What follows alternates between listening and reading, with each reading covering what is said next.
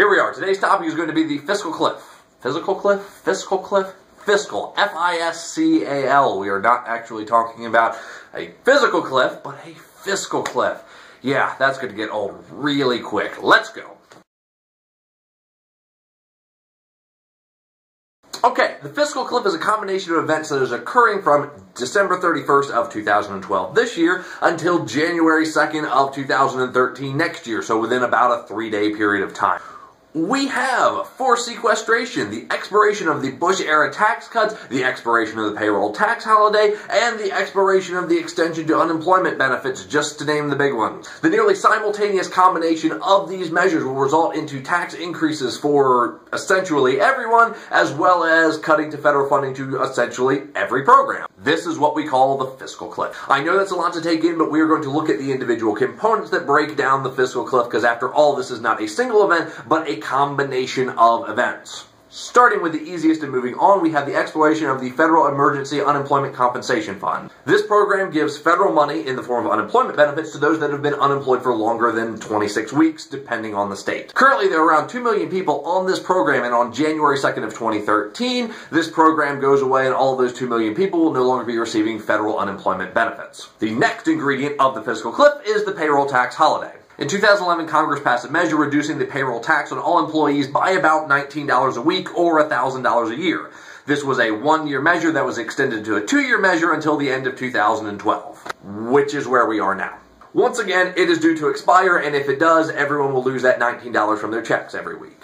Now we go on to the first of the 2 complex issues regarding the fiscal cliff, and that is the Bush-era tax cuts. What is commonly referred to as the Bush-era tax cuts are actually a series of laws passed reducing taxes on all income levels. These tax cuts were started with the passage of the Economic Growth and Tax Relief Reconciliation Act of 2001.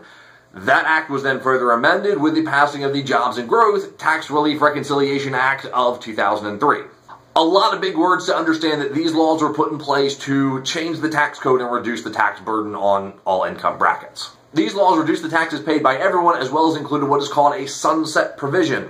This sunset provision, which is a common one attached to tax laws, outlined that the bills would expire at the end of 2010. However, before these expired in 2010, Congress passed the Tax Relief, Unemployment Insurance Recovery and Job Creation Act of 2010, signed into law by President Obama, extending these Bush-era tax cuts until, can you guess when?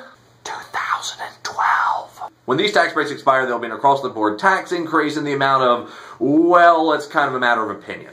Everyone who has published opinions, including the Tax Policy Center, the Heritage Foundation, and many others, have estimated that the tax increase will be an average of $3,800 to $4,100 per family. The last unturned stone on this fiscal cliff, and the most complicated of them all, is sequestration. Now, sequestration is not just a simple law or a simple passage of laws, but it is much more of a story, if you will.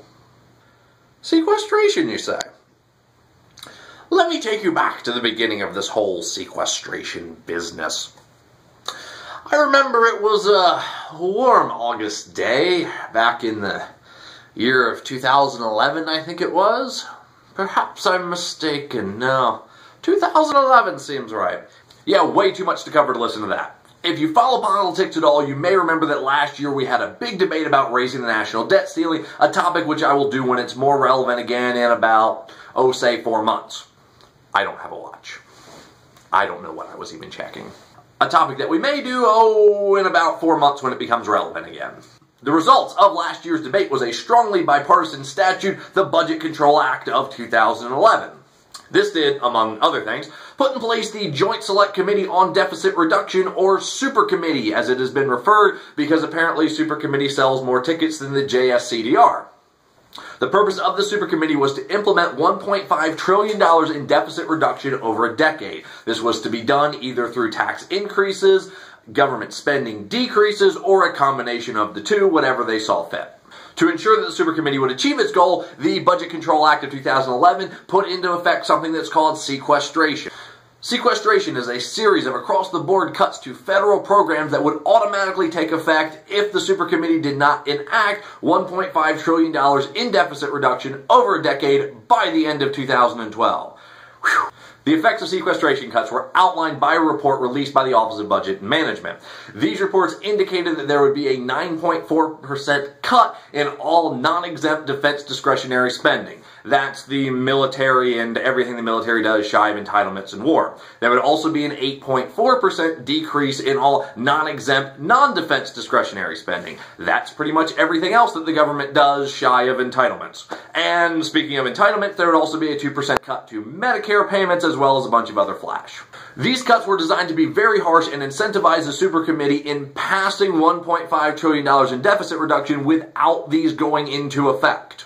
On the 21st of this year, the Super Committee made this announcement, and I'm quoting here, "After months of hard work and intense deliberation, we have come to the conclusion today that it will not be possible to make any bipartisan agreement available to the public before the committee's deadline." So, the Super Committee failed to reach an agreement after 15 months of deliberation. Sequestration will go into effect at the beginning of 2013 unless Congress can pass something to achieve what the Super Committee did not, the spending cuts. Oh, and they have less than a month to do it. A quick recap on this, because I know I most certainly need one.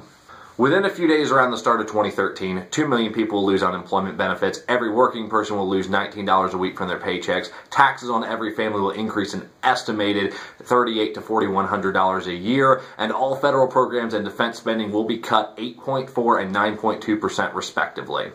This is the fiscal cliff. There really aren't that many. Most things within the fiscal cliff are written in stone or paper or digital format, whichever it is that you prefer. The biggest interpretation will be how much the exploration of the Bush-era tax cuts will actually increase taxes for the average person.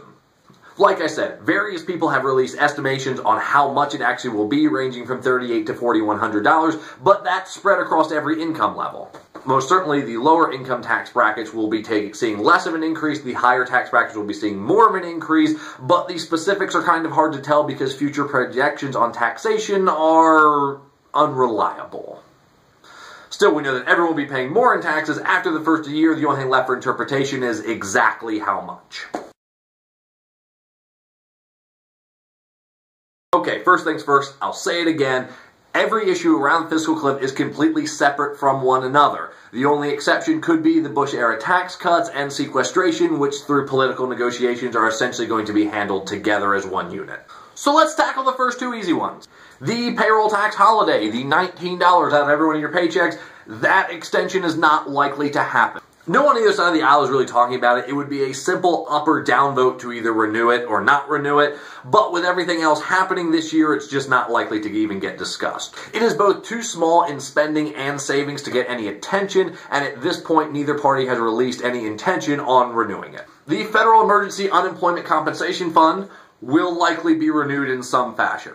This is almost a no-brainer.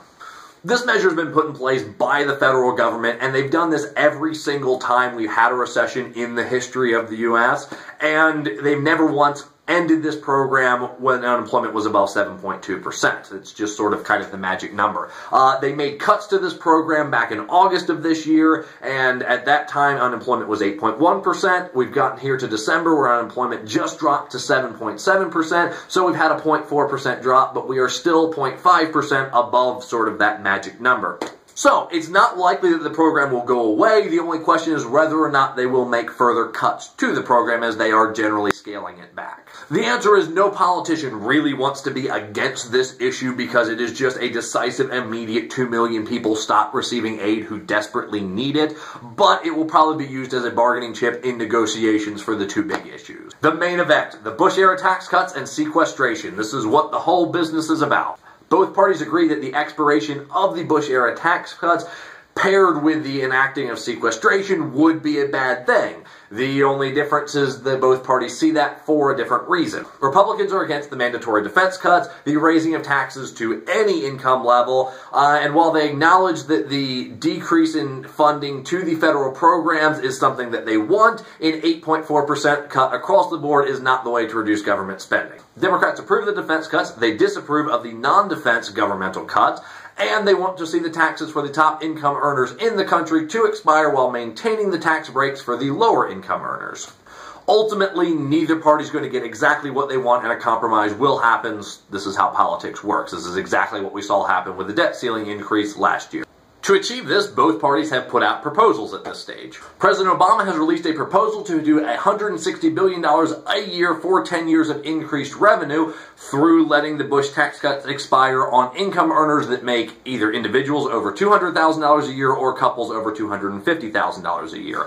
This revenue increase would be paired with a government funding cut of $40 billion to government programs, including Medicare and other unspecified programs to be determined next year after the fiscal cliff has been averted. The Republican proposal is to have an increase of $80 billion a year for 10 years through closure of tax loopholes and increased revenue that way. Pairing that up with a $30 billion a year in unspecified cuts to government programs, again to be determined at some point after averting the fiscal cliff, $20 billion a year to cuts and upward adjustments for Social Security and other federal benefits, and finally $90 billion a year in cuts to government entitlements, including Medicare and Medicaid. So, what's been put on the table by the two parties is a whole bunch of unspecified cuts as opposed to the specific cuts outlined by sequestration and the expiration of the Bush-era tax cuts. Both sides are just starting to negotiate, and we will see many proposals between now and then. What I have outlined is just what's sitting on the table currently as of me making this video. As long as Congress can come to some deal before then, we will step back from the fiscal cliff. But I hear you ask, Jim, what if they cannot come to a deal? One of three things happens. First option, sequestration happens, the tax breaks expire, and Congress starts working on a proposal to reverse that the very next day. Yes, they can do that. Second, Congress passes a law nullifying sequestration without doing anything. Yes, they can do that. However, this is unlikely, as President Obama stated during his campaign this year that he would veto any attempt to get rid of sequestration. Or finally, Congress passes an extension pushing back the effects of sequestration while extending the Bush-era tax cuts temporarily to give them more time to negotiate a measure to resolve the issues. And yes, they can do that. There you have it, the fiscal cliff in a nutshell. Down below, I'm going to post links to all of the different bills and all that I measured. That way you can read up and check in as much to your heart's content, because any one of those I could do an entire episode on, just of all the intricacies and the wheelings and dealings that happened to get each of the individual bills in place that pushed everything back to this one magical date that is the start of 2013. Remember, the fiscal cliff is just like a real cliff. The longer you think about it, the worse the jump gets.